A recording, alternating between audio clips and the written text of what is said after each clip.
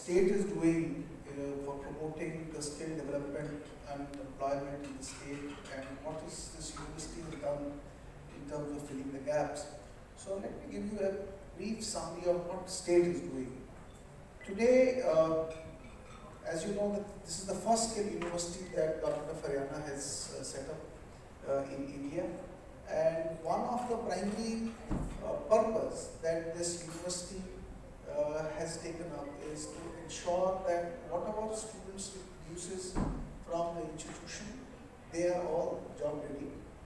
And for that matter, the partnerships that this university has developed with industries and the organizations around are going to be critically determining how the students who get inside the university for various programs, they become job ready. So for that, what this university has done, it has done a very systematic dialogue with a large number of small scale industries, large scale industries by each sector, and for each sector they have identified various job roles, because we know there's a lot of talent shortfall in different departments and industries that they are experiencing. So this university has tied up with them, and the kind of board of studies that this university has created, all these board of studies are comprising people from the industry. Programs that are developed are from short-term to graduate and undergraduate programs, but all of these programs are developed in a dual integration industry model, where students have a curriculum which is 60% work and 40% classroom. And this dual integration, industry integrated model is where industry has provided their own campuses, means where industry is located, they have given a space. And our students who are selected for these programs, whether they are certification, undergraduate, postgraduate programs, students, they go and study there, our faculties are trained in the industry, and they work there as well. So the work has been made an essential component of the overall programs that have been developed. And those programs are addressing the challenges, the issues of various job roles that industry is expecting. So by this way, whatever curriculum the student is going through, it is actually preparing that student for the jobs that industry today is expecting. This is one thing that the industry and university has done in Haryana.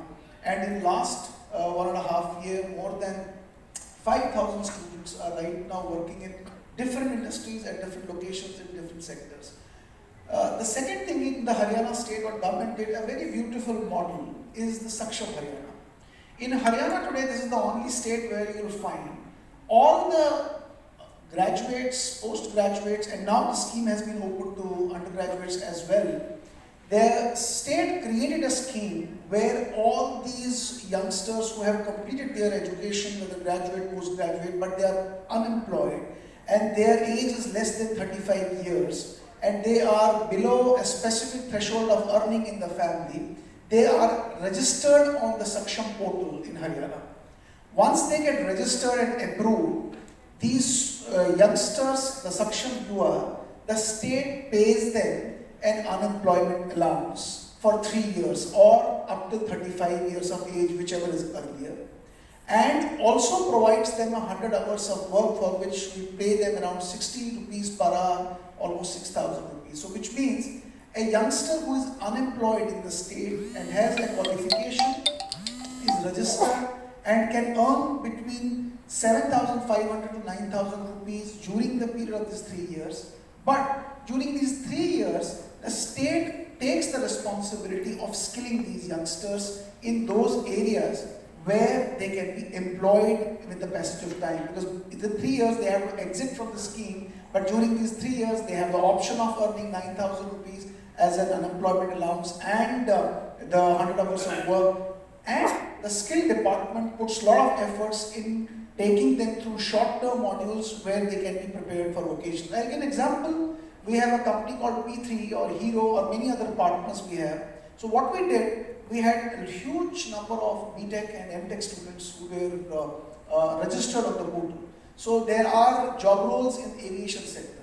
So these engineering graduates are now getting trained for the aviation sector, and now they are getting placed with the P3 company, and we train them at P3 locations. Similarly, the government has put a lot of effort.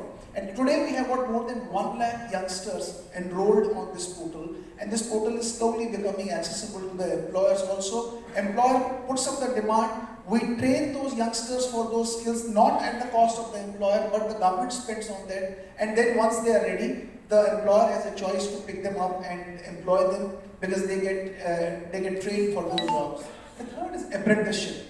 There's a lot of focus that today's state is putting on apprenticeship, and today in country we have a National Skill Development Corporation and Ministry of Skill. They have put an apprenticeship competition across the country. Haryana is on number 1 against 1 lakh population. We have 275 apprentices enrolled in the state, and it is growing. And our target is that we should reach around 500 numbers by next 1 year.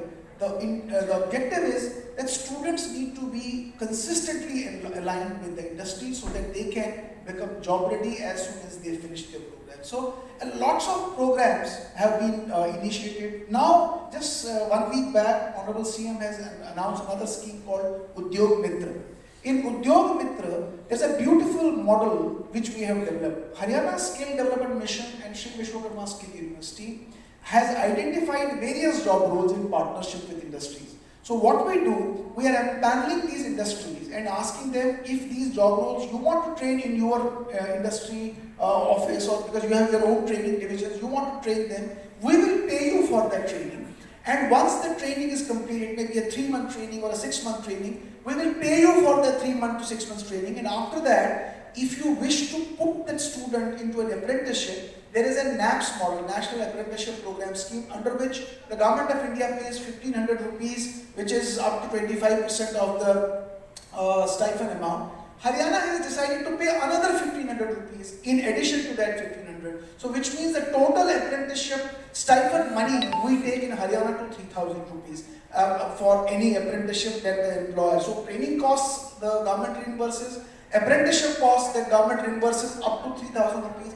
And after that, if the employment up to 50% is Haryana domicile, the state provides another 3,000 rupees as an incentive up to 3 years' time for that employee. Besides this, there are some statutory reimbursements also that the government of Haryana has done. So most of these initiatives have helped us to be very closer with the industry. I am very proud to tell you that we have so far signed 100 MOUs, out of which there are 37 MOUs, industries where right now Vishwakarma Skill University and Haryana Skill Development Mission is directly working with industries. And by 2020, we are targeting that almost all the 100 partners, industry partners, our programs are actually running in these organizations. And programs are at different levels. They are at certification, graduate, postgraduate, masters, management, humanities, all sides, but they are all outcome-based programs aligned to specific job role demands that industries put in place.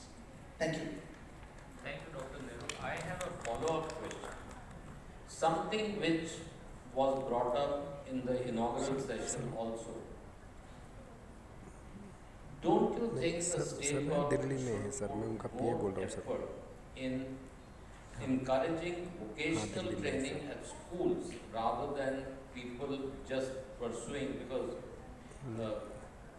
you heard in the morning from Mr. Someshwar Bhattacharya that in countries like Finland and Germany, at class 8 level itself, people, because we believe that's a very important need for various reasons, that we should not push everybody to do that same curriculum, history भी पढ़ लो, geography भी पढ़ लो, mathematics भी पढ़ लो, physics भी पढ़ लो.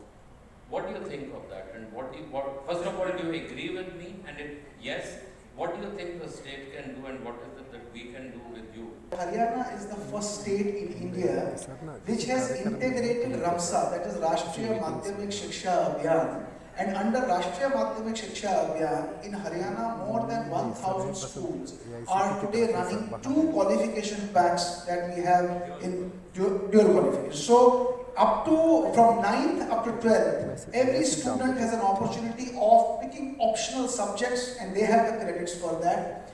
This is happening in 1,000 schools.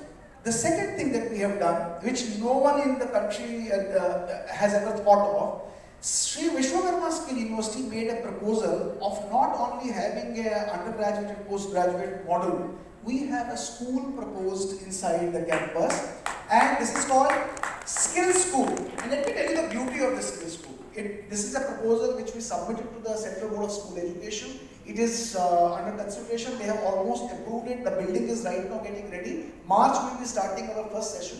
You have seen normally after class 8, the student goes for class 9. There are 5 subjects: math, science, social studies, English, Hindi. And that's the standard way of a child going up in the academic world.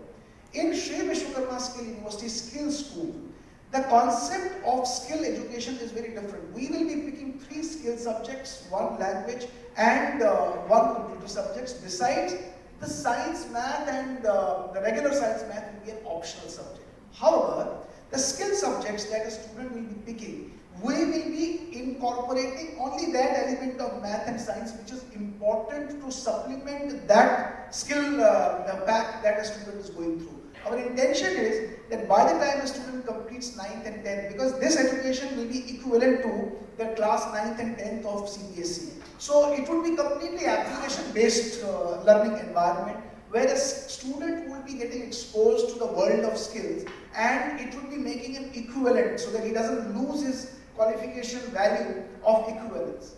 By the time a student becomes a 10th qualified, he would have actually learned 3 areas, 3 skills. And he has a choice, whether he wants to continue in that skill school or he or she wants to go back to the general education. If the student wants to continue in that area or wants to exit, at class 10, he has already or she has already learned those 3 skills. So at the entry level of jobs, a student can go. But in the 11th, we are narrowing down to a specific sector then and taking that student into that area. By the time the student completes 12, a student will still have a choice for the horizontal mobility, whether the student wants to still go back to the general education, or the student will have the option of going up in the vertical mobility for a B.Com, which is Bachelor of Vocation or Masters of Vocation. So the intention is an electrician can also be made a PhD in this skill university depending upon the potential.